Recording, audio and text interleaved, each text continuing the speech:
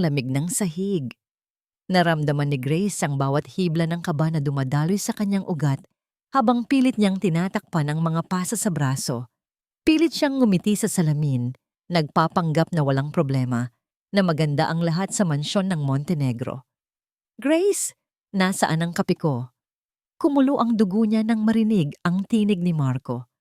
Mabilis niyang kinuha ang tasa at ibinigay sa asawa. Ngunit isang maling galaw at bumagsak ang tasa. Tanga! Naramdaman niya ang sakit ng sampal at ang paghila sa buhok. Wala kang silbi. Pati ba naman kape hindi mo maibigay ng maayos? Naliligo sa luha. Napapikit si Grace. Ang tanging nagbibigay lakas sa kanya ay ang paghaplos sa kanyang tiyan. Ang munting buhay sa loob niya ang dahilan kaya siya kumakapit pa. Kagabi, sa isa na namang madilim na gabi, natagpuan na lang ni Grace ang sarili niya na nakahiga sa sahig. Ang kanyang tiyan ay masakit at may mainit na likidong dumadaloy sa pagitan ng kanyang mga hita. Takot na takot siya. Si Marco, tulog na tulog sa tabi niya, hindi man lang namalayan ang nangyari. Nagmamadali siyang nagmaneho patungo sa pinakamalapit na ospital. Ang bawat liko ng gulong, bawat bukol sa daan, ay parang punyal na tumutusok sa kanyang pag-asa. Kinagat niya ang labi para pigilin ang hikbi. Anak ko, kapit ka lang please. Pagdating sa emergency room, halos madapa si Grace habang naglalakad sa mahabang puting pasilyo. Ang kanyang damit, bahagyang may bahid ng dugo, ay parang bandila ng kanyang pagdurusa. Humingi siya ng tulong, halos wala ng boses. Miss, anong nangyari sa'yo? Tanong ng nurse, pero bago pa siya makasagot, isang anino ang tumabon sa kanya. Bumalik si Marco. Grace, anong ginagawa mo dito? Malamig ang boses nito, ngunit may halong galit. Bakit hindi ka man lang nagpaalam? Marco, masakit ang tiyan ko. Ang anak natin. Isang malakas na sampal ang dumapo sa pisngi ni Grace dahilan para mapaatras siya. Ang ilang pasyente at staff sa paligid ay napatingin, ngunit walang naglakas loob na lumapit. Natatakot sila sa kapangyarihan ng isang Montenegro. Drama. Nagdedrama ka lang para makakuha ng atensyon. Niyugyug siya ni Marco, walang pakialam sa kanyang tiyan. Umuwi tayo. Hindi ka dapat dito. Ang mga salita niya ay parang latigo, pero ang mga mata niya ay mas masahol pa. Walang awa, walang pagmamahal. Biglang naramdaman ni Grace ang matinding kirot sa tiyan. Napahawak siya sa railings ng stretcher na nasa tabi niya. Pilit na humihinga. Isang malaking pasa na naman ang lumabas sa kanyang braso. Bitawan mo siya! Isang matipunong boses ang umalingaw-ngaw sa pasilyo. Si Dr. Leo Ramirez. Nakita niya ang lahat. Ang mukha niya ay puno ng galit, ang mga kamao niya ay nakakuyom. Sino ka para makialam? Sigaw ni Marco. Isa akong doktor at nakikita ko ang isang babaeng inaabuso. Lumapit si Leo. Hinawakan ang braso ni Grace. Kailangan niya ng tulong medikal.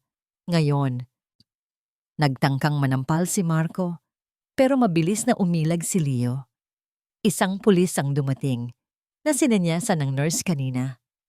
Sa gitna ng kaguluhan, naramdaman ni Grace ang unti-unting pagdami ng mainit na likido sa kanyang hita. Masakit. Sobrang sakit. Napatingin siya kay Leo. Sa mga mata nitong puno ng awa. Nakahiga si Grace sa puting kama. Ang ilaw ng ospital ay bumubulag sa kanya. Ang katawan niya ay parang dinurog, pero ang puso niya ang mas masakit. Miss Holloway, I'm so sorry. Ang boses ng doktor ay malambing, ngunit parang sinasaksak ang puso ni Grace. Ang baby po namin? Nagbaba ng tingin ng doktor. Hindi po kinaya. May malaking epekto po ang nangyari sa inyo. Napaluha si Grace. Wala na ang anak niya. Ang tanging pag-asa niya ay nawala na. Ang paghilos niya sa tiyan ay wala nang ibig sabihin. Ang lahat ng sakripisyo, ang lahat ng pagtitiis ay nawalan ng saysay. Niyakap niya ang sarili, humagulgol ng tahimik. Wala siyang marinig, kundi ang tibok ng sarili niyang puso, na parang tambol ng pagdurusa. Pagkatapos ng ilang oras, pinilit niyang bumangon. Ang bawat galaw ay masakit, ngunit mas matindi ang sakit sa loob niya. Naglakad siya patungo sa salamin sa banyo. Isang babaeng basag. Iyan ang nakita niya. Mga mata niya ay namumugto. Ang pisngi niya ay may pasa. At ang tiyan niya ay walang laman. Walang pag-asa. Ngunit habang nakatingin siya sa salamin, isang kakaibang liwanag ang nagmula sa kanyang mga mata. Hindi ito galit. Hindi ito kalungkutan. Ito ay desisyon. Sapat na.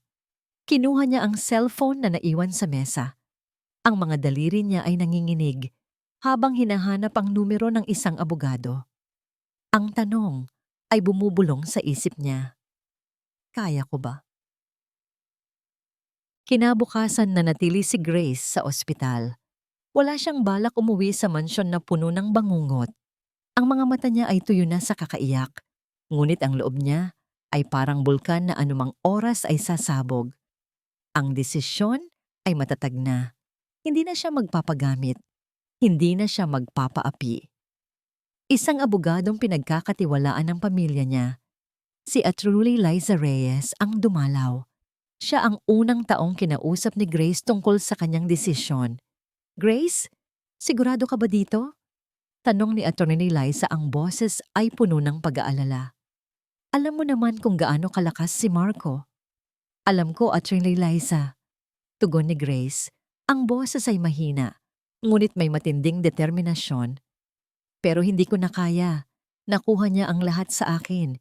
Hindi ko hahayaang makuha niya pa ang dignidad ko. Biglang bumukas ang pinto. Pumasok si Marco, kasama ang kanyang sariling abogado, si Attorney Garcia. Ang ngiti ni Marco ay nakakasuklam, parang ahas na handang lumunok ng biktima. Honey, bakit ka ba nagpapadrama? Niyakap siya ni Marco, ngunit nilayo ni Grace ang sarili. Halika na, umuwi na tayo. Kalimutan na natin ang lahat ng ito. Huwag mo akong hawakan, Marco. Mariing sabi ni Grace, na wala ang nangiti ni Marco. Ano bang sinasabi mo? Gusto kong makipaghiwalay.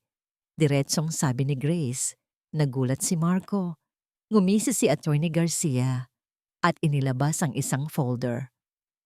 Mrs. Holloway, simula ni Attorney Garcia, kami ay narito para magbigay ng solusyon. Ayaw naming maapektuhan ang reputasyon ng magkabilang panig. Binuksan ni Attorney Garcia ang folder. Naghanda kami ng isang kasunduan. Isang malaking halaga, Mrs. Holloway. Higit sa kaya mong isipin, para kalimutan ang lahat ng nangyari, para manahimik ka. Nanginig ang kamay ni Grace. Ang halagang nakasulat ay nakakalula. Sapat para mabuhay siya nang marangya habang buhay. Sapat para kalimutan ang sakit. Pero naalala niya ang kirot sa kanyang tiyan, ang dugo, ang nawalang anak. Hindi niya ito magagawa. Hindi mabibili ng pera ang katahimikan ng kaluluwa. Hindi ko tatanggapin, maring sabi ni Grace. Ano? Sumama ang mukha ni Marco. Grace, huwag kang nagbibiro. Isipin mo ang reputasyon ko. Ang reputasyon mo. Wala na akong pakialam sa reputasyon mo, Marco. Sumabog na ang damdamin ni Grace. Wala kang pakialam sa akin. Wala kang pakialam sa anak natin. Wala kang mapapala, banta ni Marco. Ang boses ay bahagyang bumaba, puno ng pagbabanta. Sige, lumaban ka. Tingnan natin kung saan ka pupulutin. Alam mo kung gaano kalaki ang impluensya ko. Biglang may kumatok sa pinto. Si Dr. Leo Ramirez. May dala siyang isang maliit na buke ng puting rosas. Pasensya na. May bisita pala kayo, sabi ni Leo. Ngunit ang mga mata niya ay diretsong nakatingin kay Grace, puno ng pag-aalala. Gusto ko lang sana kumustahin si Mrs. Holloway. Tinitigan ni Marco si Leo. Ang tingin ay mapanuri. Sino ka ba? Ako si Dr. Ramirez, ang doktor na nag-alaga kay Mrs. Holloway. Tugon ni Leo, kalmado ngunit matatag. Well, tapos na ang usapan namin, sabi ni Marco. Kinuha ang braso ni Attorney Garcia at hinarap si Grace. Pag-isipan mo itong mabuti, Grace. Haharapin mo ang isang impyerno kung pipiliin mong kalabanin ako. Umalis sina Marco at Attorney Garcia. Ang katahimikan ay bumalot sa silid. Salamat, Doc. Sabi ni Grace, ang boses ay nanginginig. Okay ka lang ba, Mrs. Holloway? Tanong ni Leo, inilapag ang mga rosas sa mesa. Nakita ko ang nangyari kahapon at ang pagbabanta ni Mr. Montenegro. Hindi ako okay, Doc. Sagot ni Grace, muling bumalik ang luha sa kanyang mga mata. Pero lalaban ako. Gusto kitang tulungan, sabi ni Leo. Ang mga mata ay tapat. Naniniwala ako sa'yo. Kung may kailangan ka, nandito lang ako. Nagkaroon ng kakaibang init sa puso ni Grace. Sa gitna ng lahat ng kadiliman, may isang taong nagbigay ng liwanag. Nang gabing iyon, matapos umalis ni Leo at ni Attorney Liza, kinuha ni Grace ang kanyang lumang album ng kasal. Ang mga larawan ay puno ng ngiti. Ang una nilang date, ang proposal ni Marco sa Eiffel Tower, ang bonggang kasal nila. Noon, akala niya, nakita na niya ang kanyang happily ever after. Ngunit ang mga ngiting iyon ay tila peke na ngayon. Ang mga mata ni Marco sa larawan ay parang may iba nang sinasabi. Kailan nagsimula ang lahat ng ito? Kailan siya nabulag? Ilang oras lang ang nakalipas, muling kumatok ang pinto. Ngayon, isang babaeng may matatag na tindig ang pumasok. Si Detective Isabel Santos. Mrs. Holloway, ako po si Detective Santos. Narinig ko po ang nangyari sa inyo. Sabi ni Isabel, ang boses ay puno ng empatiya. Ngunit ang mga mata ay matalim. Huwag po kayong mag-alala. Gagawin ko po ang lahat para makuha ang hustisya. Biglang umilaw ang cellphone ni Grace, isang text message mula sa isang hindi kilalang numero. MC Hoyhan, moy to chimoy bat daw. Isang kaba ang bumalot sa kanya. Alam niya kung sino ang nagpadala. Ito ang simula ng kanyang impyerno. Pero hindi siya susuko. Hindi mapakali si Dr. Leo Ramirez sa kanyang opisina kinagabihan. Ang imahe ni Grace, na puno ng pasa at takot, ay ayaw umalis sa kanyang isipan. Ang mukha ni Marco Montenegro, puno ng pagmamataas at galit, ay nagpatindi sa kanyang pagkasuklam. Hindi lang ito isang simpleng kaso ng domestic violence, alam niyang may mas malalim pa. Doc, may kape ka pa ba dyan? Si Dr. Alice Cruz, ang kaibigan at kasamahan niya ang pumasok. Napansin niya ang malalim na iniisip ni Leo. Alice, nakita mo ba ang nangyari kay Mrs. Holloway? Tanong ni Leo, hindi nakatingin sa kaibigan. Oo, Leo, nakakakilabot. Ang lakas talaga ng loob ni Mr. Montenegro. Sagot ni Alice, umupo sa tapat niya. Pero alam mo naman, mahirap kalabanin ng mga Montenegro. Malakas ang kapit nila. Pero hindi naman ibig sabihin na hahayaan na lang natin sila. Mariing sabi ni Leo. Nakita ko ang takot sa mata ni Grace at nakita ko rin ang determinasyon. Napabuntong hininga si Leo. Inilapag ang ballpen. Kailangan nating tulungan siya, Alice. Bilang mga doktor may pananagutan tayo. Naalala niya ang isang insidente taon na ang nakalipas. Si Dr. Ramirez, isang bagong residente pa noon, ay may kasintahan na si Andrea, isang ambisyosang intern. Akala niya, si Andrea na ang kanyang forever. Ngunit isang araw, matapos siyang makakuha ng posisyon sa isang prestihiyosong ospital, biglang nakipaghiwalay si Andrea. Leo, sorry, kailangan kong sundin ang pangarap ko. Sabi ni Andrea, ang mga mata ay malamig.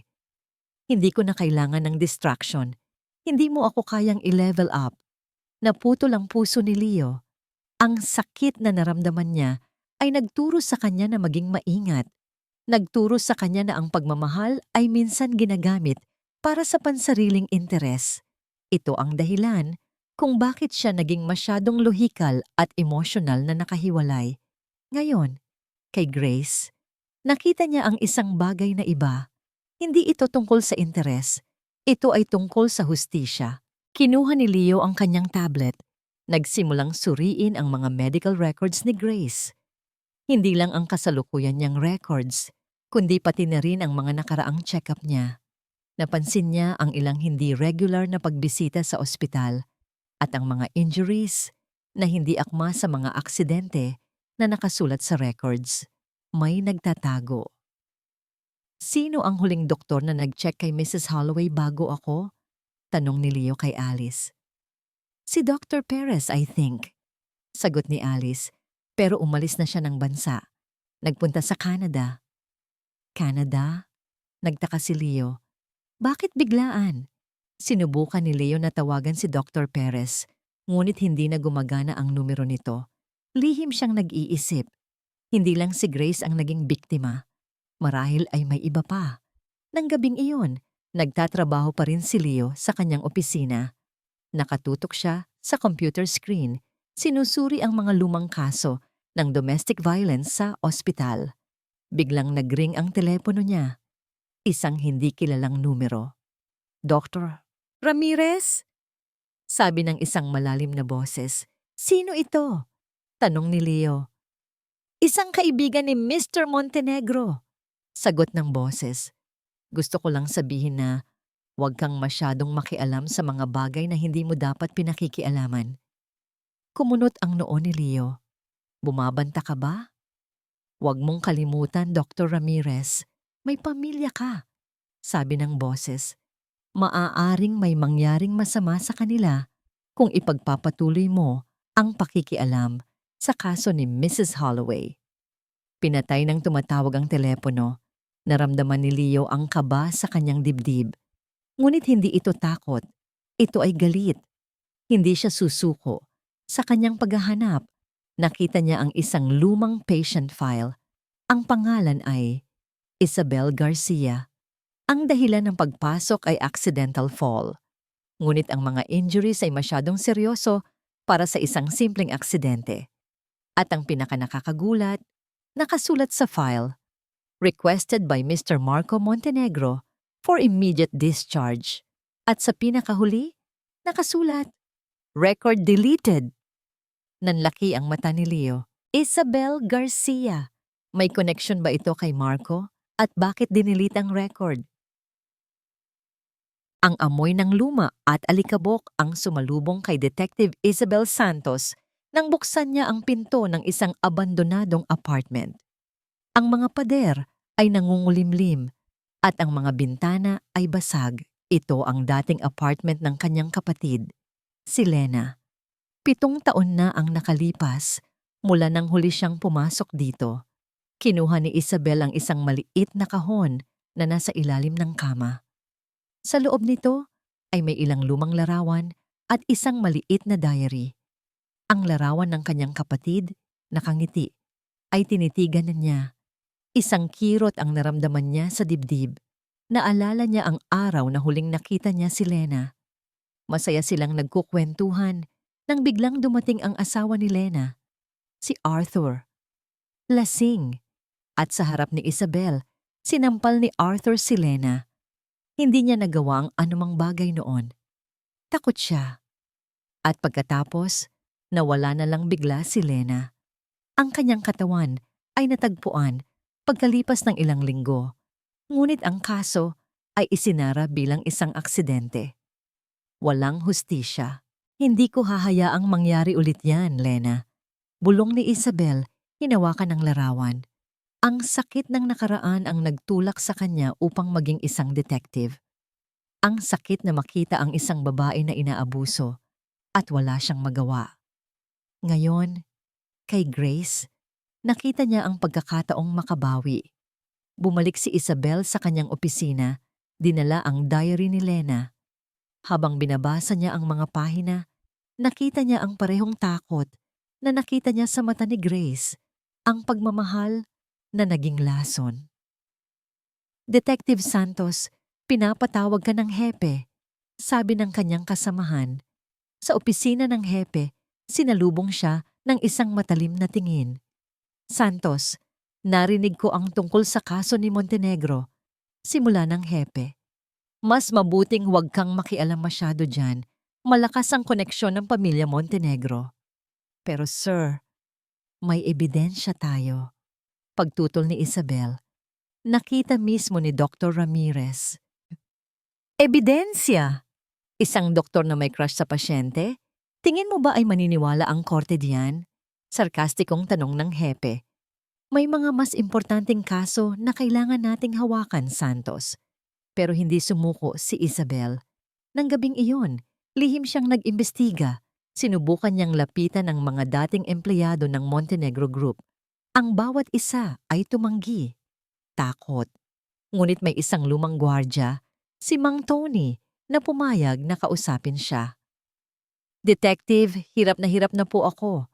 Sabi ni Mang Tony, ang boses ay nanginginig. Nakita ko po kung paano tinatrato ni Sir Marco ang asawa niya. At hindi lang si Ma'am Grace, marami na po siyang ginawa ng masama. Ikinuwento ni Mang Tony ang iba't ibang insidente ng pananakit ni Marco sa kanyang mga empleyado at sa mga dating kasintahan. May isang insidente pa nga kung saan may isang babae na naospital dahil sa pananakit ni Marco, ngunit ang kaso ay biglang nawala. May pangalan po ba kayo ng babaeng yan, Mang Tony? Tanong ni Isabel. Isabel Garcia, Detective. Sagot ni Mang Tony. Kaibigan ko po ang kapatid niya. Nagulat si Isabel. Isabel Garcia. Ito ang pangalan na nakita ni Leo sa deleted file. Isang piraso ng puzzle ang nagdugtong. Nang bumalik siya sa opisina, agad niyang hinanap ang records ng mga dating kaso ng domestic violence na may connection sa Montenegro. Marami. Maraming kaso na biglang nawala. Maraming babae na tinakot, binayaran, o pinatahimik. Biglang umilaw ang computer screen ni Isabel. Isang nanginginig na cursor ang nagbukas ng isang file. May isang nag-email sa kanya. Isang larawan. Ang larawan ay luma. Isang babaeng nakangiti, pero may malalim na lungkot sa kanyang mga mata. Sa tabi niya, isang lalaki. Hindi niya kilala. Ngunit ang babae? Si Lena, ang kanyang kapatid. Napakabigat ng atmosfera sa opisina ni Attorney Liza. Nakaupo si Grace. Katabi niya si Dr. Leo.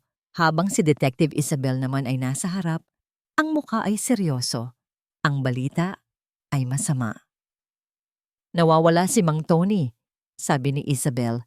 Ang boses ay puno ng pagkabahala. Kinontak ko ang pamilya niya, pero walang makapagsabi kung nasaan siya. Hindi raw siya umuwi kagabi.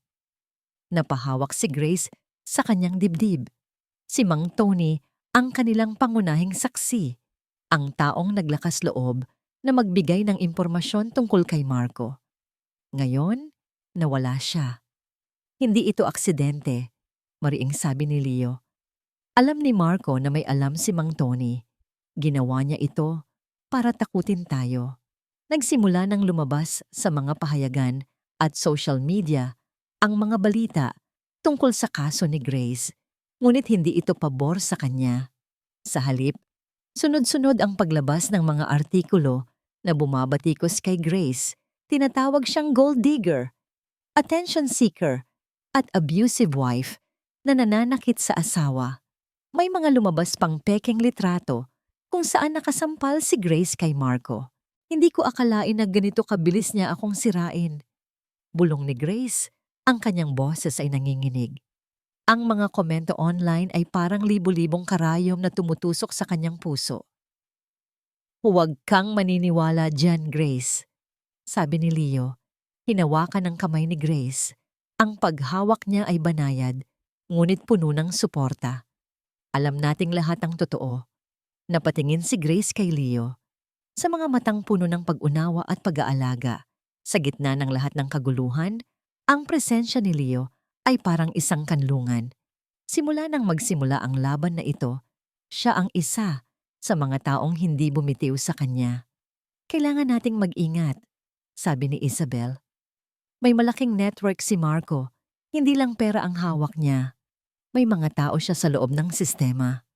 Nagsimulang suriin ni Leo ang mga medical records sa ospital, habang si Isabel naman ay naghahanap ng anumang lead tungkol kay Mang Tony.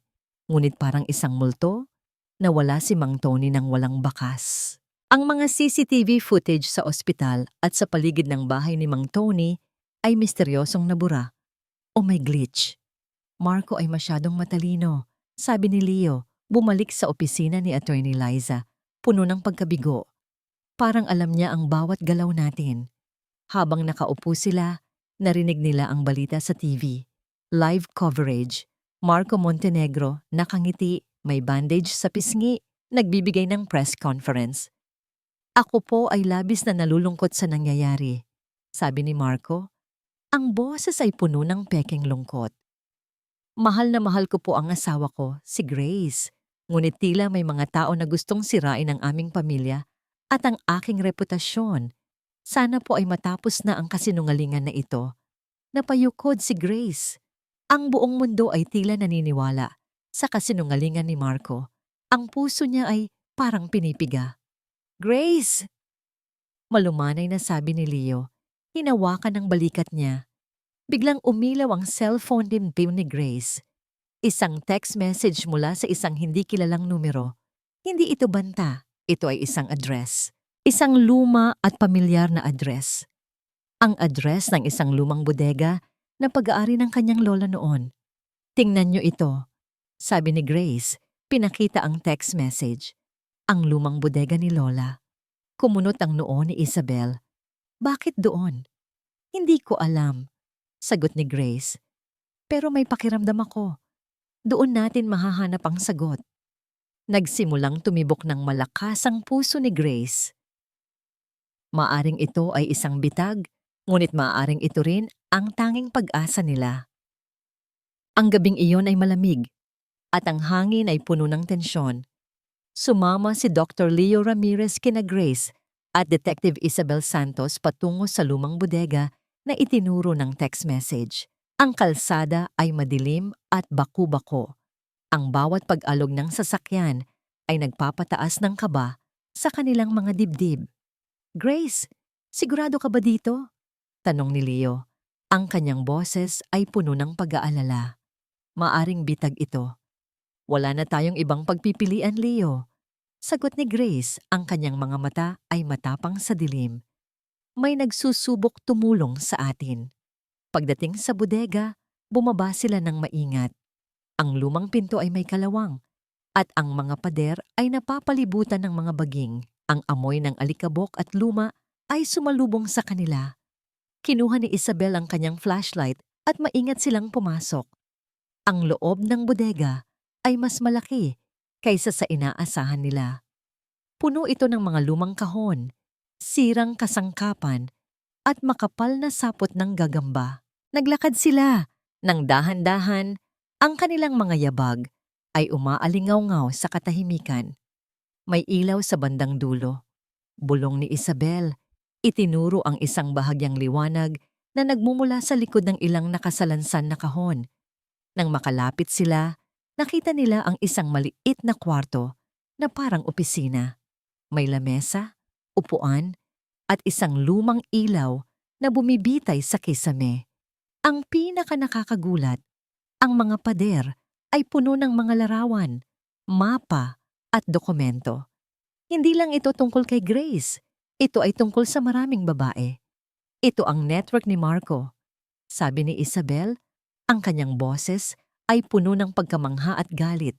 Ang bawat larawan ay may pangalan. May mga petsa, may mga detalye ng mga insidente ng bawat babae. Mga kaso ng domestic violence na itinago, binayaran o tinakot. At sa gitna ng lahat, isang malaking larawan ni Marco Montenegro. May nakasulat na ang halimaw. Nakita rin nila ang larawan ni Isabel Garcia, ang pangalan na nakita ni Leo sa deleted file. Sa tabi niya, may nakasulat na petsa at isang maliit na litrato ni Mang Tony. Nandito si Mang Tony! Bulong ni Grace. Itinuro ang isang maliit na litrato ni Mang Tony. May nakasulat na nakakulong sa isang safe house. May isang lumang diary sa lamesa. Binuksan ito ni Grace. Ang unang pahina ay may nakasulat. Ako si Elena, ang biktima, ang saksi at ang tagapagbantay ng katotohanan. Si Elena, ang matandang babae na nagpadala ng text message. Binasa ni Grace ang diary. Ikinuwento ni Elena ang kanyang karanasan bilang biktima ni Marco, ang pagkawala ng kanyang anak dahil sa pananakit nito, ang kanyang pagtakas at ang kanyang misyon na tipunin ang lahat ng ebidensya laban kay Marco at tulungan ang iba pang biktima. Si Mang Tony ay isa sa kanyang mga tauhan ang nagbibigay sa kanya ng impormasyon. Habang nagbabasa si Grace, may isang pinto na bumukas. Isang matandang babae ang pumasok. May hawak na baril. Si Elena. "Sino kayo?" tanong ni Elena. Ang kanyang boses ay nanginginig ngunit matatag. "Kami po ang humahanap ng hustisya," sagot ni Grace. Itinuro ang diary. "Para sa amin at para sa inyo." Ibinaba ni Elena ang baril. "Narinig ko ang tungkol sa iyo, Grace, at kay Dr. Ramirez at kay Detective Santos. Alam kong kayo ang makakatulong sa akin." Ikinuwento ni Elena kung paano niya sinimulan ang kanyang misyon, kung paano niya lihim na kinontak ang mga biktima ni Marco, tinulungan silang magtago at tinipon ang lahat ng ebidensya. Si Mang Tony ay kanyang tauhan at inilagay niya sa isang safe house matapos malaman na hinahanap siya ni Marco. "Hindi lang ito tungkol kay Marco," sabi ni Elena. Itinuro ang isang larawan ng isang matangkad at matipunong lalaki. May suot na pangmilitar na uniforme. May mas malaking isda pa tayong kailangang hulihin. "Sino siya?" tanong ni Isabel. "Si General Reyes," sagot ni Elena. "Ang ama ni Marco. Siya ang mastermind. Siya ang gumagawa ng proteksyon para kay Marco. Siya ang may hawak ng koneksyon sa gobyerno. At siya ang dahilan kung bakit walang nakakulong kay Marco." Nanlaki ang mata ni Leo. General Reyes, isang pangalan na kilala sa buong bansa. Isang makapangyarihang tao na nasa likod ng mga krimen ni Marco. Ang gabi ay lumalim, ngunit ang isip ni Detective Isabel Santos ay gising na gising. General Reyes, ang pangalang iyon, ay parang bomba na sumabog sa kanyang utak. Hindi lang ito tungkol kay Marco. Ang kaso ay naging isang malaking investigasyon sa korupsyon at pag-abuso sa kapangyarihan. "General Reyes," bulong ni Isabel habang nagmamaneho pabalik sa istasyon. "Siya ang dahilan kung bakit nawalan ng hustisya ang kapatid ko." Ang litrato ng kanyang kapatid na si Lena, na may kasamang lalaking hindi niya kilala, ay biglang luminaw sa kanyang isip. Ang lalaking iyon, kamukha niya ang General Reyes noong kabataan nito. Nagmamadali si Isabel na bumalik sa kanyang opisina. Lihim niyang binuksan ang mga lumang files, hinahanap ang lahat ng impormasyon tungkol kay General Reyes. Natuklasan niya ang isang lumang kaso ng pagpatay na kinasangkutan ng isang batang babae. At ang kaso ay mabilis na isinara. Ang biktima? Isang pinsan ni Lena na may koneksyon sa isang promising young officer na si Reyes. Nagsimulang magduda si Isabel. Posible bang ang kanyang kapatid ay may alam tungkol sa mga iligal na gawain ni General Reyes? Posible bang ang kanyang kamatayan ay hindi aksidente? Kinabukasan, kinausap ni Isabel si Grace at Leo tungkol sa kanyang natuklasan. General Reyes ang nasa likod ng lahat, sabi ni Isabel. Ang kanyang boses ay puno ng galit. Siya ang nagprotekta kay Marco at posible na siya rin ang dahilan kung bakit nawala ang kapatid ko. Napansin ni Grace ang sakit sa mata ni Isabel. Ang kanyang sariling karanasan ay nakatulong upang lubos niyang maunawaan ang pinagdadaanan ng detective. "Pero paano natin siya kakalabanin?" tanong ni Leo. "Sobrang taas ng posisyon niya. May connection siya sa lahat ng dako." "May isang paraan," sabi ni Isabel. "May narinig akong chismis noon tungkol sa isang dating bodyguard ni General Reyes, si Mang Fred. Ang sabi-sabi, umalis siya dahil may nakita siyang hindi maganda pero hindi na siya makita. Sa tulong ni Elena at ng kanyang network, nahanap nila si Mang Fred. Nagtatago siya sa isang liblib na probinsya, takot na takot sa maaaring gawin ni General Reyes. Mang Fred, Kailangan namin ang tulong nyo, sabi ni Isabel nang makaharap nila ang matandang lalaki. Para sa hustisya, para sa mga biktima, nagtago si Mang Fred sa isang sulok, nanginginig. Hindi ko kaya, Detective. Papatahin ako ni General Reyes. Ikinuwento ni Isabel ang nangyari kay Lena. Sa kanya, ang mga biktima ni Marco, ang nawalang anak ni Grace, dahan-dahan, nagsimulang lumambot ang puso ni Mang Fred. May nakita po akong isang bagay noon. Sabi ni Mang Fred, ang boses ay nanginginig. Isang gabi, nakita ko si General Reyes na may kausap na isang opisyal. Pinag-uusapan nila ang pagtahimik sa isang babae na may alam sa mga transaksyon ng Montenegro. Sino ang babae? Tanong ni Isabel. Ang kanyang puso ay bumibilis. Si Lena po, sagot ni Mang Fred. Ang kapatid niyo. Hindi na napigilan ni Isabel ang luha. Ang kanyang pinakamasamang takot ay naging katotohanan. Ang kanyang kapatid ay hindi namatay dahil sa aksidente. Siya ay pinatahimik. Ikinuwento ni Mang Fred ang lahat ng kanyang nalalaman. Ang mga illegal na transaksyon ni General Reyes, ang kanyang koneksyon sa mga drug syndicates, at ang kanyang paggamit ng kapangyarihan upang protektahan si Marco. Mayroon pa siyang mga kopya ng mga dokumento na nagpapatunay sa mga krimen ni General Reyes.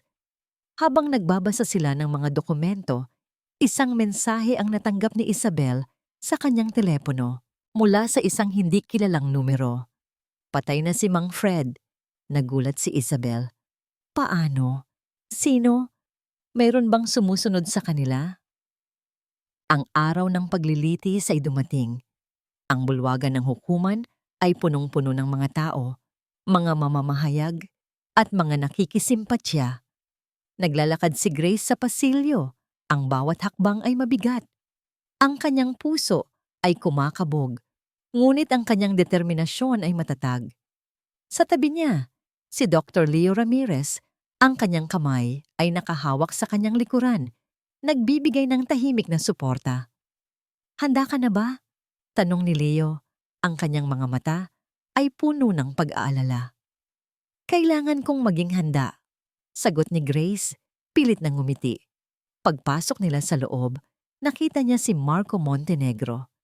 Nakaupo ito sa kanyang upuan, may kasamang abogado, at nakangiti ng mapanuri. Parang wala itong pakialam sa lahat ng nangyayari. Ang presensya ni General Reyes ay naramdaman din, nakaupo sa likuran. Ang kanyang mga mata ay matatalim na nakatingin kay Grace. Nagsimula ang paglilitis. Ang abogado ni Marco, si Attorney Garcia, ay nagsimulang magpakita ng mga ebidensya na nagpapapangit sa imahe ni Grace. Mga peking emails, mga peking text messages na nagpapakita na si Grace daw ang abusado at mahilig magwaldas ng pera. Mrs. Holloway, hindi ba't kilala kayo sa inyong pagkahilig sa mga mamahaling bagay? Tanong ni Attorney Garcia manmayo mo. Ang kanyang boses ay sarkastiko. Hindi ba't ito ay isang paraan niyo lamang para makakuha ng malaking halaga mula kay Mr. Montenegro? Napahawak si Grace sa kanyang upuan. Gusto niyang sumigaw. Gusto niyang ipagtanggol ang kanyang sarili. Ngunit pinigilan siya ni Attorney Liza na sinenyasan siyang manahimik. Saksi po, sagutin lamang po ang tanong, sabi ng hukom. Hindi po totoo yan, mariing sabi ni Grace. Hindi ko po pera ang habol ko. Gusto ko po ng hustisya. Nag-ingay ang bulwagan. Pinakalma ng hukom ang lahat. Sumunod na tumayo si Dr. Leo. Inilatag niya ang lahat ng medical records, ang mga ebidensya ng mga injuries ni Grace, at ang mga deleted files ng iba pang biktima. Ang bawat salita niya ay matatag, puno ng katotohanan. Pagkatapos, si Detective Isabel Santos, ipinakita niya ang mga dokumento na ibinigay ni Mang Fred, ang mga ebidensya ng koneksyon ni General Reyes sa mga illegal na transaksyon. Ipinakita rin niya ang mga ebidensya ng pagpatay kay Lena. Ang kasong ito ay hindi lang tungkol sa domestic violence. Sabi ni Isabel, ang kanyang boses ay puno ng galit at sakit. Ito ay tungkol sa korupsyon, pag-abuso sa kapangyarihan, at pagpatay. Ang pamilya Montenegro ay isang sindikato. Nagkagulo ang bulwagan. Ang mga mamamahayag ay nagmamadaling kumuha ng litrato. Ang mukha ni Marco ay biglang naging putla. Ngunit si General Reyes, na natiling kalmado, ang kanyang mga mata ay matalim na nakatingin kay Isabel. Objection! Sigaw ni Attorney Garcia. Ang mga akusasyong ito ay walang batayan. Overruled. Sabi ng hukom, ang kanyang mukha ay seryoso. Patuloy, detective. Ngunit bago pa makapagpatuloy si Isabel, tumayo si Marco. Isang ngiti ang sumilay sa kanyang mga labi. Isang ngiting puno ng pananakot. Gusto niyo ba ng katotohanan? Sabi ni Marco. Ang kanyang boses ay malakas. Kung gusto niyo ang katotohanan, hahayaan ko kayong malaman ang lahat. Nagulat ang lahat. Ang hukom ay nag-utos na tumahimik. Ang lahat ng aking kayamanan, ang lahat ng Montenegro Group ay nakamit sa pamamagitan ng dugo.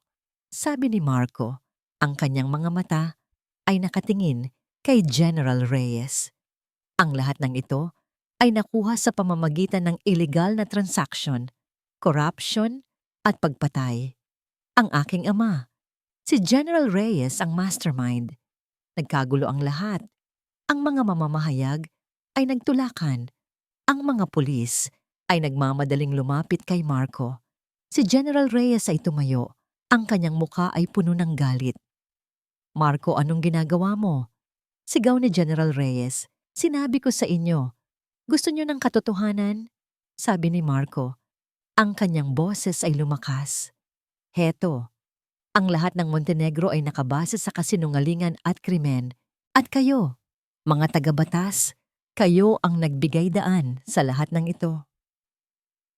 Ang bulwagan ng hukuman ay parang nagulantang sa lindol. Ang revelasyon ni Marco ay nagdulot ng matinding kaguluhan.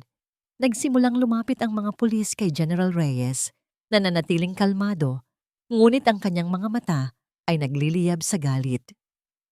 Marco, magsisisi ka sa ginawa mo. Sigaw ni General Reyes. Ang kanyang boses ay puno ng pagbabanta. Ngunit huli na ang lahat. Ang mga salita ni Marco ay nasaksihan ng lahat.